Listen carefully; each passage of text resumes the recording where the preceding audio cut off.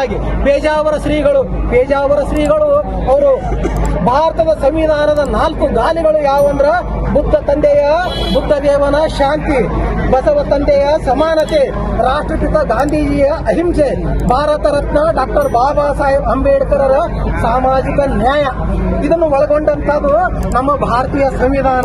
ತಮಗೆ ಮತ್ತು ತಮ್ಮ ಕುಲಕ್ಕೆ ಈ ಮೇಲಿನ 4 ಬೇಕಾಗಿಲ್ಲ. ಪೇಜಾವರ ಶ್ರೀಗಳಿಗೆ ತಾವು ಜಾತಿವಾದಿಗಳು ಇದ್ದೀರಿ, ತಾವು ಮನುವಾದಿಗಳು ಇದ್ದೀರಿ, ತಾವು ಜಡವಾದಿಗಳು ಇದ್ದೀರಿ, ತಾವು ಮೌಢ್ಯವಾದಿಗಳು ಇದ್ದೀರಿ, ತಾವು ಅಸಮಾನತಾವಾದಿಗಳು ಇದ್ದೀರಿ.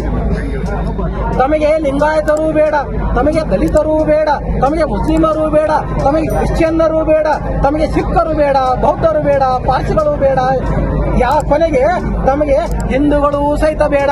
ಯಾಕೆ ಈ ಮಾತು ಒತ್ತಿ ಹೇಳಕತ್ತೀನಿ ಅಂದ್ರ ಆ ಪೇಜಾವರ ಶ್ರೀಗಳು ಮುಂದಿನ ಶ್ರೀಗಳು ಹೇಳ್ಬಿಟ್ಟಾರ ನಾವು ಹಿಂದೂಗಳಲ್ಲ ಅಂತ ಹೇಳ್ಬಿಟ್ಟಾರ. ಅವ್ರು ಕಟ್ಕೊಂಡು ಏನು ನೀವು ಭಾರತದಲ್ಲಿರುವ ಹಿಂದೂಗಳ ನಂತವ್ರು ಏನು ಅವ್ರು ತಗೊಂಡೇನು ಬೆಂಕಿ ಹಚ್ತೀರಿ? ಅದಕ್ಕೆ ಏಕೆಂದರೆ ತಾವು ಈ ಭಾರತ ಭೂಮಿಯವರೇ ಅಲ್ಲ. ಯಾಕಂದ್ರೆ ಇವ್ರನ್ನ ಯಾರು ನೀವು ಒಪ್ಪಳಕತ್ತೀರಪ್ಪ ಅಲ್ಲ ಮುಂದೆ ನೀವು ಈ ಭಾರತ ಭೂಮಿಯವರೇ ಅಲ್ಲ.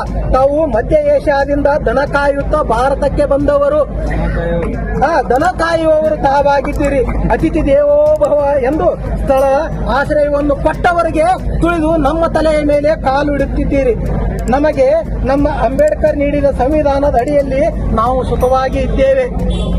ತಮಗೆ ಭಾರತದ ಸಂವಿಧಾನ ಸರಿ ಕಾಣುತ್ತಿಲ್ಲ ಎಂದರೆ ತಾವು ಭಾರತವನ್ನು ತೊರೆಯಿರಿ. ಆದಷ್ಟು ಬೇಗ ತಾವು ತಮ್ಮ ಶಿಷ್ಯರನ್ನು ತಮ್ಮ ಬಳಗವನ್ನು ಕರೆದುಕೊಂಡು ಪೇಜಾವರ ಶ್ರೀಗಳು ಭಾರತವನ್ನು ಬಿಟ್ಟು ತೊಲಗಿ ಹೋಗಲಿ.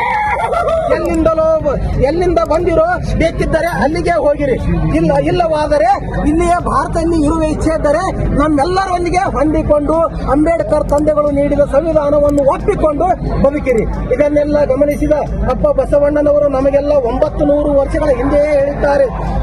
ಬ್ರಾಹ್ಮಣನೇ ದೈವವೆಂದು ನಂಬಿದ ಕಾರಣ ಗೌತಮ ಮುನಿಗೆ ಗೋವಧೆಯಾಯಿತು.